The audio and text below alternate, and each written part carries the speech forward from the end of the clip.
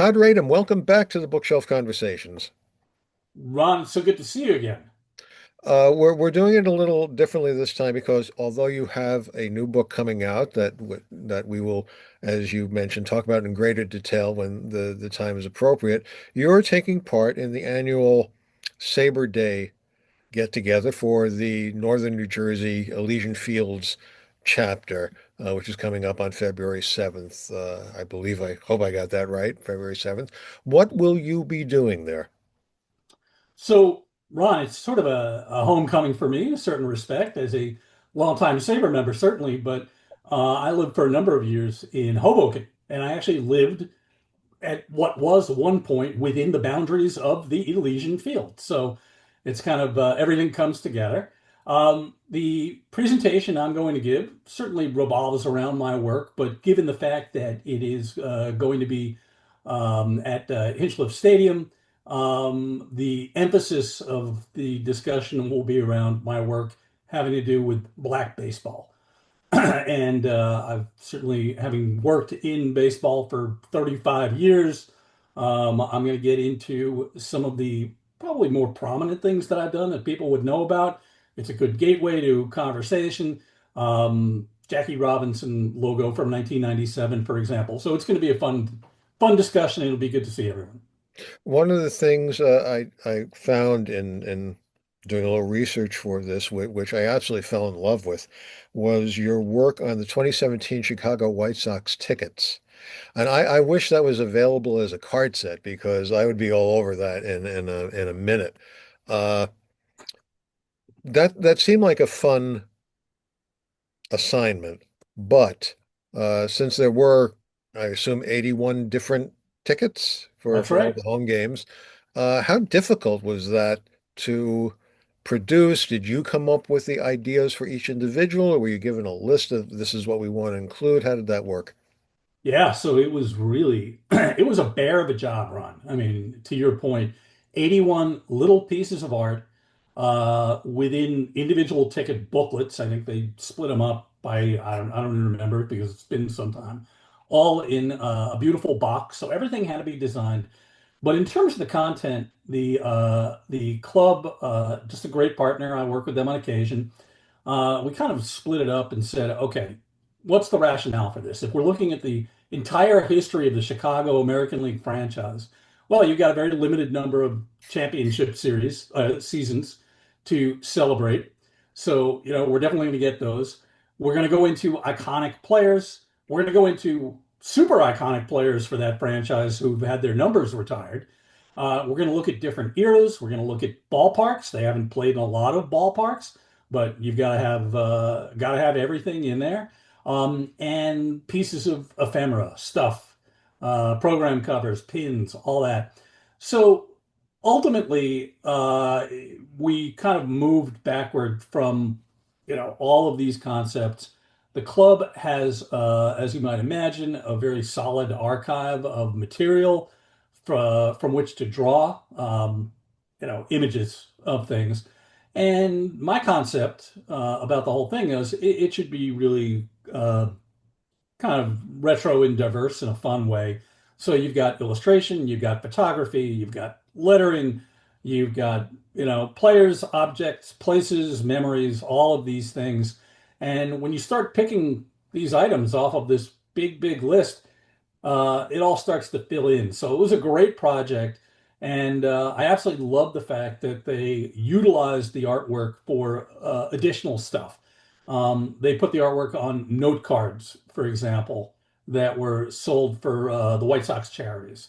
Some of the art was on T-shirt giveaways, some, the cover of the yearbook, that kind of thing. Which I And just ordered, by the way. oh, look at that. And all of it makes me miss tickets as convenient as digital ticketing is. hmm hmm Was that, how much time did you have to work on that? Was that something that you had a lot of time to work on, or is it? Probably about 3 months, I would think, in Now, the off for season. now, I'm not sure exactly how your profession works when you get assignments like that. Is that considered a goodly time?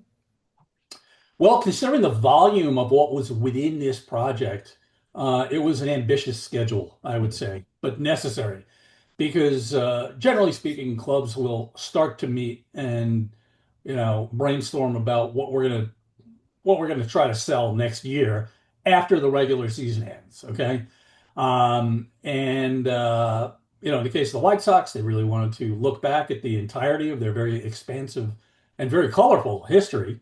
And those discussions took place in November. Things have to be physically printed. You want to have those ready for distribution well in advance of the season. So we're kind of boxed in, I think, to some extent with respect to the schedule.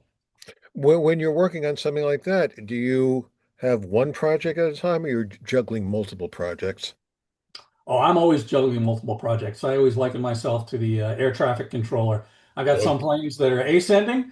I've uh-huh. got some that are descending. I've got some that are just circling the jetway. I've got others that are, straight. And the job is to keep them all from crashing into one another. But I personally have always enjoyed having multiple things going on at once.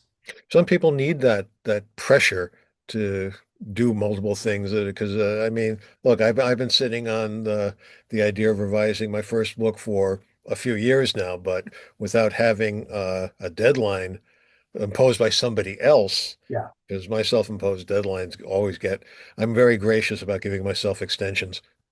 Well, and you and I would probably agree with the fact that a book represents a marathon and a very collaborative project because inevitably there are people who produce the thing, there are copywriters and editors and fact checkers and all this. A certain amount of the work that I do on the design end kind of comes and goes, and we need this thing in a week, and it moves. Mhm. So you've got some fast movers, some sprints, some marathons, but a book certainly represents a maybe even an ultra marathon. When you're working, how do you find the time to speak at various events? It's a good question, and it kind of ebbs and flows. I personally feel like these types of things, a la the February 7th event, is a great thing. It's great to get out and see people. I would consider myself an extrovert, so I really feed upon that energy. And different types of groups uh, require kind of a tailored presentation as well. For Because you know example, this group is going to be very, you got people who are, I don't like to throw the word around, but experts in yeah. the field, and they are very quick to point out your mistakes and offer their opinions. Well, everybody has opinions, without question, but it'll be a very targeted presentation in a good way because we are all the same people. We're speaking the same language. We all share this joy that comes from baseball and being a baseball fan, or however you want to term that. Some people are numbers people, some people are history people, some people are about the game on the field right now. And there's room for everybody here. And so, this would be necessarily a different type of discussion than that which I might give to a college, for example, Mhm. or a general sports group where I'll include basketball and football work that I've done, stuff like that. That leads me to a point I wanted to ask about. Is any one sport easier or more difficult to work on? Every sport, each sport has its own kind of visual vibe and vernacular and language, without question. I am a baseball guy. I always admit that, even though I work in these other sports. And yeah, I mean, I designed the logo for the Basketball Hall of Fame just almost 30 years ago. So I'm a basketball guy too, but I always say my first love was baseball. The vast majority of the work that I've done over the years has been in baseball. You and I think, have talked about this, but coming out of college years ago, I worked in book publishing, and I probably designed more baseball book covers than anybody at that particular time.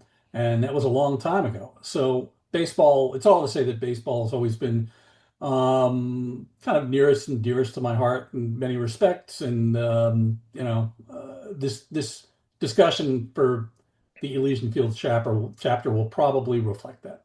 So your love of baseball, does that make you more demanding of yourself or less demanding because it comes to you so easily.